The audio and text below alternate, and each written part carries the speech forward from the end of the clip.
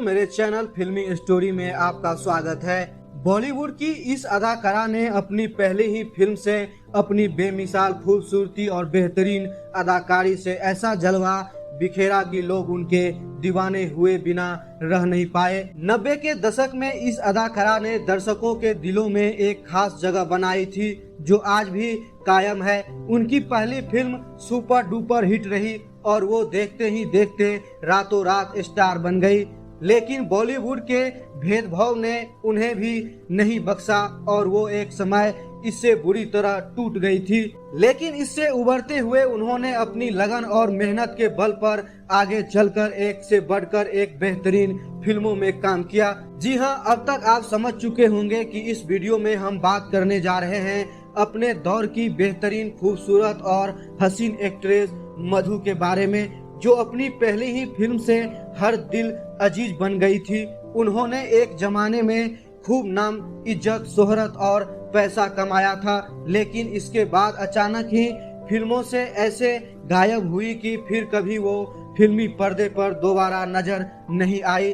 आज हम इन्हीं जिंदगी के कुछ ऐसी स्याह पहलुओं को आपके सामने रखने जा रहे हैं जो आप सुनकर हैरान हो जाएंगे। अगर आपने भी 90 का दशक जिया है तो आपने मधु की बहुत सी फिल्में देखी होगी। अभिनेत्री मधु का जन्म 26 मार्च 1969 को तमिलनाडु के चेन्नई शहर में हुआ था। उनके पिता का नाम रघुनाथ और मां का नाम रेणुका था। मधु अपने माता पिता का इकलौती संतान है। मधु के जन्म के बाद उनका परिवार मुंबई शिफ्ट हो गया था, लेकिन जब मधु महज 13 साल की थी तब उनकी मां रेणुका का कैंसर की वजह से निधन हो गया। इसके बावजूद मधु मेहनत की और अपनी लगन के बल पर अपने सपनों को साकार किया। काफी कम लोग ही जानते हैं कि मधु का पूरा नाम मधुबाला रघुनाथ है। फिल्मों में आने के बाद मधु ने अपना नाम मधुबाला से मधु कर लिया था, क्योंकि उन्हें पता था कि मधुबाला नाम की एक बहुत बड़ी अदाकारा रह चुकी हैं, जिन्हें पूरी दुनिया जानती है। ऐसे में अपनी अलग पहचान बनाने के लिए मधुबाला रघुनाथ ने अपना नाम छोटा करके मधु कर लिया। मधु एक बेहतरीन अदाकारा होने के साथ साथ एक बेहतरीन डांसर भी रही हैं। दरअसल उन्होंने डांसर होने का गुण अपनी मां से ही मिला था। उनकी मां रेणुका भरतनाट्यम की शिक्षिका भी थी और वो बहुत सी लड़कियों को भरतनाट्यम डांस सिखाती थी। मधु ने भी अपनी मां से ही डांस सीखा था। मधु ने अपने अभिनय जीवन की शुरुआत साल 1991 में आई तमिल फिल्म आज गन से की थी। इसी साल उन्होंने हिंदी फिल्म फूल और कांटे से बॉलीवुड में एंट्री की, जिसमें उनके अपोजिट अजय देवगन थे और अजय देवगन ने भी इसी फिल्म से बॉलीवुड में डेब्यू किया था। इस फिल्म में मधु और अजय देवगन की जोड़ी को दर्शकों ने काफी पसंद किया। फूल और कांटे रिलीज होने के बाद लोग मधु की सुंदरता और उनके भोलेपन के दीवाने हो गए थे। मधु रातों रात सुपर स्टार हो गई थी। उस वक्त के स्थापित अभिनेत्रियों के लिए मधु का इस तरह से पहली फिल्म से सुपर हिट हो जाना हैरानी भरा था। अगले साल 1992 में उनकी दूसरी फिल्म आई रोजा, जिसमें उन्होंने साउथ के सुपर स्टार रविंद्र गोस्वामी के साथ काम किया था। इस फिल्म को मणिरत्नम ने डायरेक्ट किया था। यह फिल्म भी सुपर हिट साबित हुई। ये फिल्म तमिल में बनी थी, जिसके कई भाषा में डब किया गया था और ये हर भाषा में हिट साबित हुई थी। इस फिल्म में मधु के काम को इतना ज्यादा पसंद किया गया कि वो इसके बाद रोजा गर्ल के नाम से जाने लगी थी। इस फिल्म के गाने भी काफी ज्यादा हिट हुए थे। इसी फिल्म के एक गाने दिल है छोटा सा की शूटिंग के किस्से को शेयर करते हुए मधु ने एक बार बताया था कि आमतौर पर किसी गाने के रिहर्सल करने में 3 से 4 दिन लगते हैं, लेकिन इस गाने की शूटिंग में मुझे लगभग 17 से 18 दिन लग गए थे। दरअसल इसे गाने की तरह शूट नहीं किया गया था। इस गाने की शूटिंग के लिए कोई लोकेशन फिक्स नहीं। जब हम एक जगह से दूसरे जगह जाते थे तो डायरेक्टर मणिरत्नम जी को रास्ते में जहां भी अच्छा लगता वो वहीं पर रुक जाते थे और उसी जगह पर वो हमसे शूटिंग करवाते थे। मुझे नहीं लगता कि इस तरह से कोई दूसरा गाना कभी शूट किया गया होगा। मधु की कुछ और प्रमुख फिल्में की बात की जाए तो उनमें पहचान, ऐलान, प्रेम योग, जालिम, जनता की अदालत, उड़ान और तूफान, हथकड़ी, जल्लाद, रामराज, बेमिसाल, दिल जले, रिटर्न ऑफ ज्वेल थीफ और यशवंत जैसी हिंदी फिल्मों के अलावा तमिल, मलयालम, तेलुगु और कन्नड़ भाषाओं में 50 से भी ज्यादा फिल्मों में अपनी अभिनय का जलवा बिखेरा है।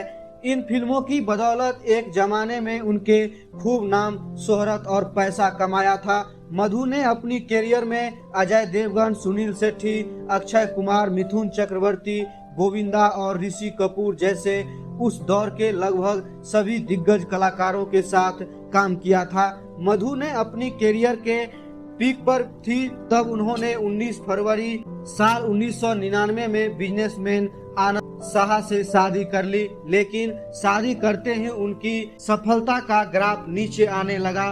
शादी के बाद उन्हें फिल्मों के ऑफर मिलने कम होने लगे। हालांकि शादी के बाद भी उन्होंने कभी सोचा न था। टेल मी, वो खुदा और लव यू मिस्टर कलाकार जैसी कई फिल्मों में काम किया, लेकिन इन फिल्मों को कोई सफलता नहीं मिली और मधु के कैरियर को इन फिल्मों से कोई फायदा नहीं मिला। इसके बाद मधु फिल्मों से ऐसी दूर हुई कि उन्हें दोबारा फिल्मी पर्दे पर नहीं देखा गया। बहुत कम लोग ही जानते हैं कि मधु ड्रीम गर्ल हेमा मालिनी की भतीजी और जूही चावला की भाभी लगती हैं। इसके बावजूद बॉलीवुड में उनके साथ भेदभाव किया गया था।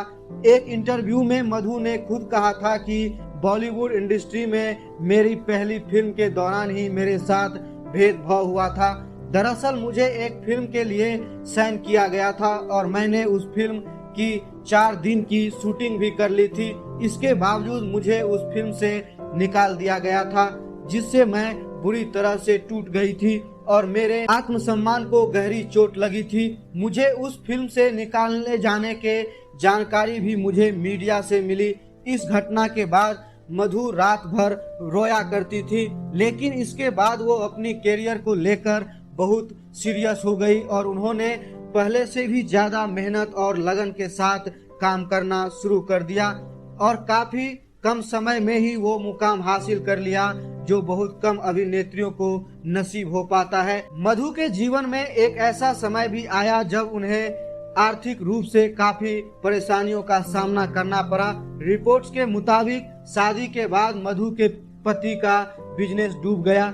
ऐसा भी कहा जाता है कि उन्होंने और उनके पति ने घर समेत लगभग 100 करोड़ रुपए की प्रॉपर्टी बेचकर लेनदारों का कर्ज चुकाया। इसके बाद मधु ने टीवी पर कमबैक किया और कुछ प्रोजेक्ट पर काम करना शुरू किया, लेकिन आप मधु के जीवन में मुश्किलों का समय खत्म हो चुका है। इन दिनों वो अपने परिवार के साथ खुश हैं।